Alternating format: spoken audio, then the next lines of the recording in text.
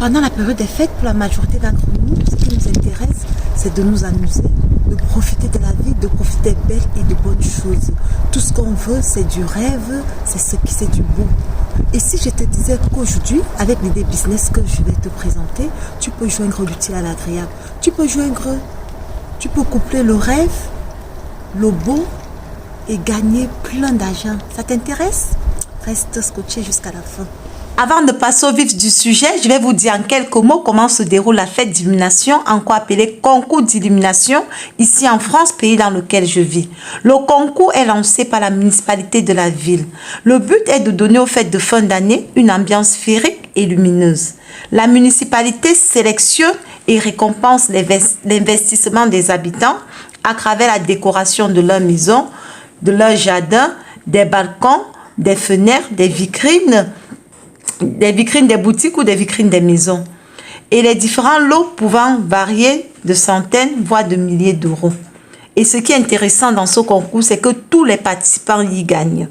Donc, vous qui vivez dans la diaspora, si cela vous intéresse, vous pouvez également y participer car l'inscription est totalement gratuite et fait ainsi d'une pierre deux coups. Comment peut-on implémenter ce projet en Afrique et générer ainsi beaucoup de cash flow?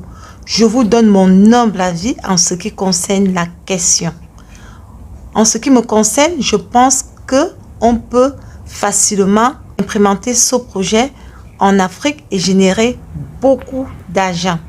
Je m'explique. Il suffit d'investir sur un groupe électrogène, sur des luminaires extérieurs et sur des piles. Le groupe électrogène aidera à pallier aux coupures intempestives d'électricité. Deuxième point, ce business est également très intéressant dans la mesure que tu peux te lancer avec ce que tu as. Tu peux aménager un petit coin dans ton jardin, dans ta cour, sur ta véranda ou un mur intérieur de ta maison. Il te suffit alors de bien aménager et de bien décorer l'endroit choisi. Tu devrais également fermer tous les arrivées de lumière car les illuminations sont encore plus attractives dans l'obscurité. Une fois le tout joué, tu donneras accès à ce lieu contre rémunération. Les gens y viendront pour rêver, pour prendre des photos, pour rincer leurs yeux. Le décor ainsi planté, tu peux lancer ton business. Sache que le lieu de départ représente une vitrine pour ton portfolio. Tu peux maintenant prester dans le domaine de l'événementiel.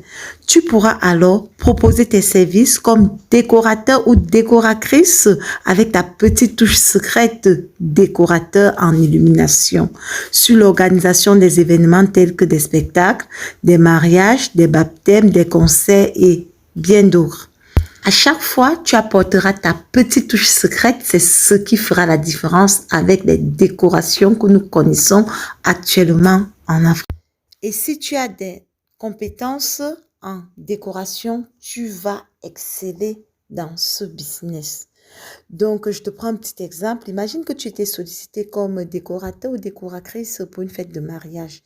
Et devant la salle de mariage, devant la salle de fête, tu décides d'implanter un stand d'illumination où les convives viendront prendre les photos avant l'entrée dans la salle. Waouh! Imagine la qualité des photos que les gens se feront là-bas. Imagine la joie des convives. Imagine l'étonnement. Tu as déjà planté le décor avant l'entrée en salle. Que c'est magnifique. Si ce business t'intéresse, à toi de te positionner et être le leader. Ta déco doit être tendance, ta déco doit être moderne, ta déco doit être en harmonie avec l'événement, ta déco doit être imaginatif. Donc, si ça t'intéresse, fonce, lance-toi et tu gagneras le jackpot.